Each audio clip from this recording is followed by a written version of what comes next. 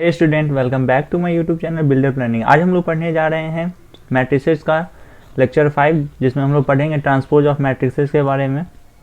तो transpose of matrix क्या है, इससे रिलेटेड डिटेल के बारे में पढ़ेंगे। तो करते हैं शुरू वीडियो को। तो आज हम लोग पढ़ने जा रहे हैं transpose of matrix. Transpose of a matrix transpose of a matrix के बारे में हम लोग आज डिटेल से जानेंगे कि क्या होते हैं ट्रांसपोज ऑफ मैट्रिक्स। तो अगर आपने पिछले वीडियो अगर नहीं देखे हुए हैं प्रोडक्ट ऑफ मैट्रिक्स या उससे रिलेटेड, अगर चैप्टर 5 मैट्रिक्स चैप्टर का अगर आपने पिछला लेक्चर नहीं देखा है तो सिंपली आप हमारे यूट्यूब चैनल पर जाकर देख सकते हैं।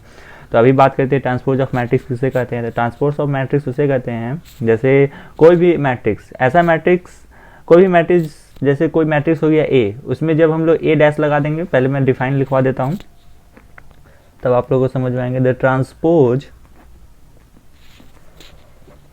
ऑफ अ मैट्रिक्स ए, मान लेते हैं कोई ए मैट्रिक्स है। ट्रांसपोज का मतलब ही होता है ट्रांसवर्स, मतलब किसी को चेंज कर देना। इंटरचेंज का मीनिंग आता है इसमें, मतलब उसी पोजीशन से इंटरचेंज करना, ये नहीं कि दूसरे पोजीशन से। मतलब ये ट्रांसपोज मैट्रिक्स मतलब इंटरचेंजमेंट होता है इसमें।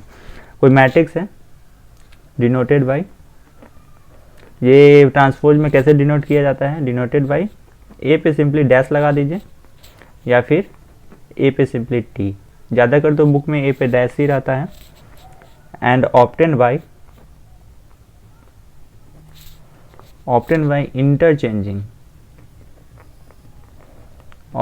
Interchanging the rows and columns of A. Transpose of matrix क्या होते हैं, सिंपली आपको इंटरचेंज कर देना है। ए के जो रो है उनको कॉलम बना देना है, कॉलम है उनको रो कर देना है, या एक आप कीजिएगा अपने आप एक दूसरा हो जाएगा। मतलब इंटरचेंज करने का मतलब जैसे कि कोई, ये मान लीजिए कि ये डेस्क है, इस पर दो बच्चे बैठे हुए हैं। सिंपली ये डेस्क है, इस पर दो बच्चे, बेंच है, सिंपली बेंच है, इस पर दो बच्चे बैठे हुए हैं। तो सिंपली मान लीजिए कि जैसे ये बच्चे को इंटरचेंज करना है तो ये सिंपली इस पे आ जाएगा, इंटरचेंज करेगा तो ये यहाँ आ जाएगा। तो ये बच्चा है तो अपने आप, मतलब एक काम कीजिएगा तो एक दूसरा अपने आप हो जाएगा। इंटरचेंज करने का सेंस मतलब एक कीजिएगा दूसरा अपने आप हो जाएगा। तो जैसे ये बच्चा को इंटरचेंज करेंगे तो ये अपने आप यहाँ आ जाएगा। जैसे आप कुछ भी ले सकते हैं, जैसे इंटरचेंज करने का सेंस जैसे हो गया कि कोई एक को चेंज कीजिए दूसरा अपने आप उस पोजीशन पे आ जाएगा, ये मीनिंग होता है इंटरचेंज का। तो डैट इज, इसका हम जनरल फॉर्म क्या होता है वो मैं लिख के बताता हूँ। जैसे इसका जनरल फॉर्म होता है ए आई जे एम बाई एन, ये हमारा जनरल फॉर्म होता है किसी भी मैट्रिक्स का जनरल फॉर्म। तब जब हम लोग इसको ट्रांसपोज करेंगे ए डैश लगा के, तो ए आई जे तो रहेगा, एलिमेंट भी रो कॉलम होगा, कॉलम अपने आप रो हो जाएगा। जब एक को आप रो कीजिएगा दूसरा अपने आप कॉलम में चेंज हो जाएगा। मतलब आपको एक ही करना है, या रो को कॉलम कीजिए या कॉलम को रो कीजिए, दूसरा अपने आप हो जाएगा। रो को कॉलम बनाइएगा, कॉलम अपने आप रो बन जाएगा।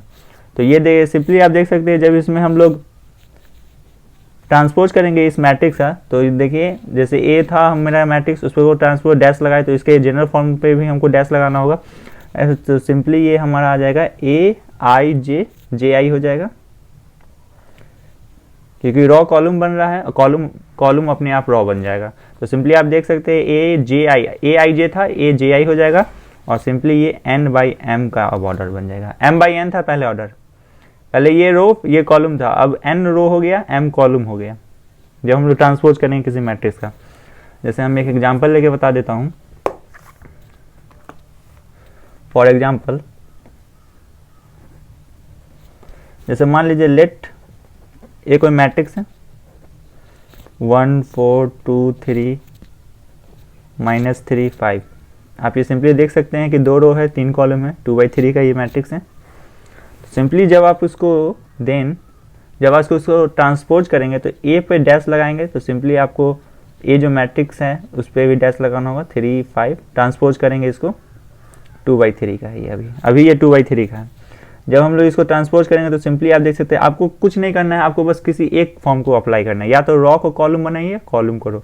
देखिए हम रॉ को कॉलम बना रहे हैं तो ये सिंपली 1 2 -3 और ये 4 3 5। अब आप देख सकते हैं ये 1 4 है तो सिंपली आप देख सकते हैं कॉलम है सो रो बन गया है। मतलब किसी एक को चेंज करेंगे दूसरा अपने आप इंटरचेंज हो जाएगा। तो ये हमारा हो गया ट्रांसपोज ऑफ ए। इसका ऑर्डर हो जाएगा 3/2 का।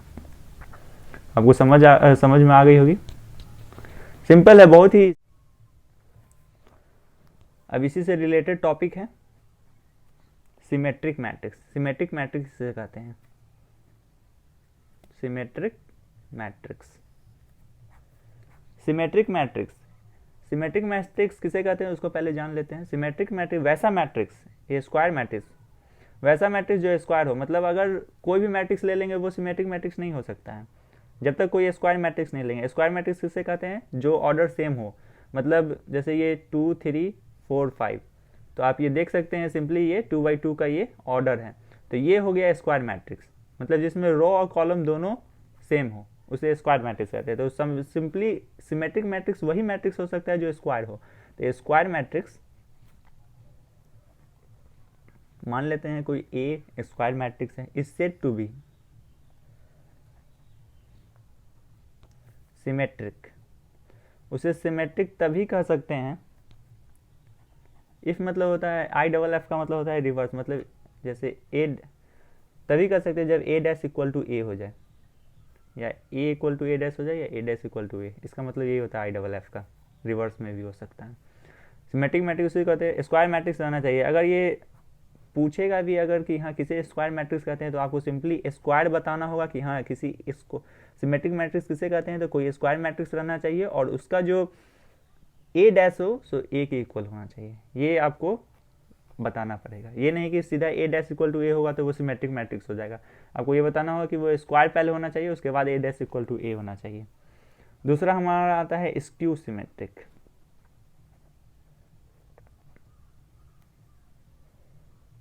मैट्रिक्स इसमें भी वही है, बस थोड़ा सा चेंजमेंट है। ये भी स्क्वायर होना चाहिए। Square matrix A is said to be skew symmetric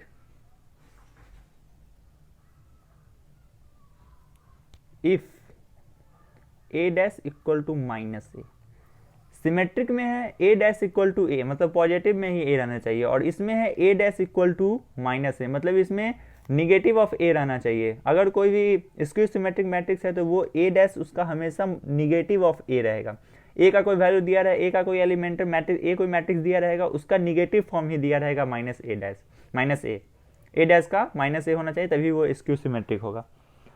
जैसे मैं कोई एक एग्जांपल लेकर के बता देता हूँ, दिखा देता हूँ स्क्यू सिमेट्रिक का। जैसे मैं कोई भी ले लेता हूँ, जैसे ले लिया मैंने कि क्यू का, जैसे कोई भी ए मैट्रिक्स ले लिया जिसका वैल्यू आया 0 2 -2 0। सिंपली ये हमारा वैल्यू आया। जब हम इसे ट्रांसपोज करेंगे तो सिंपली ये हमारा क्या हो जाएगा? सिंपली ये हमारा हो जाएगा 0 2 -2 0। तो आप ये देख सकते हैं कि हाँ यहाँ जो पॉजिटिव था सो निगेटिव हो गया, और यहाँ जो निगेटिव था सो पॉजिटिव हो गया। तो सिंपली ये हमारा हो जाएगा -1। तो ये हमारा हो गया स्क्यू सिमेट्रिक। स्क्यू सिमेट्रिक ये हो गया। अब इसमें कुछ नोट्स है जो मैं आपको बता देता हूँ, जो क्वेश्चन को सॉल्व करने में आपको आसानी होगी। तो सिंपली हम लोग नोट्स लिखते हैं। तो कुछ रिलेटेड इसमें कुछ टॉपिक है जो मैं बता देता हूँ। नोट्स में बता देता हूँ जिससे आपको क्वेश्चन सॉल्व करने में इजी होगी। तो जैसे पहला है ए ट्रांसपोज और उसका भी ट्रांसपोज, ये इक्वल हो जाता है ए के। ए का ट्रांसपोज करते हैं तो वो होगा, अगर ए का ए डैश का ट्रांसपोज फिर दोबारा कर देंगे तो वो फिर ए के ही इक्वल आ जाएगा।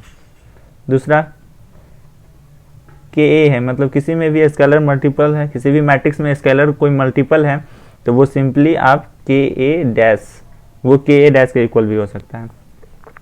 तीसरा हमारा a ± b डैश है।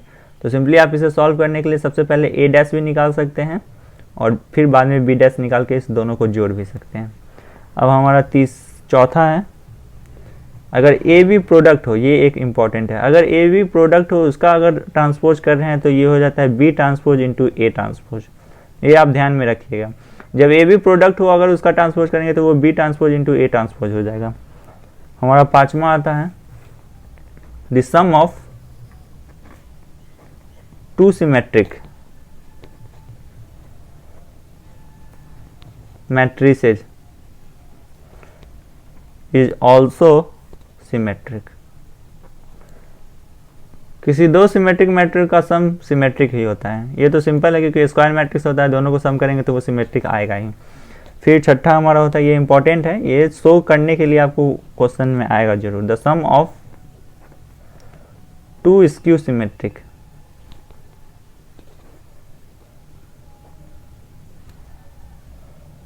मैट्रिसेज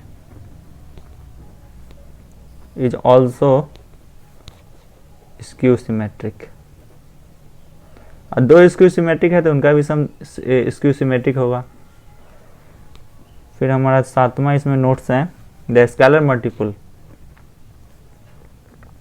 स्केलर मल्टीपल करने का मतलब किसी भी मैट्रिक्स में कोई भी नंबर से जो मल्टीप्लाई करते हैं, multiple of a symmetric matrix is also symmetric matrix.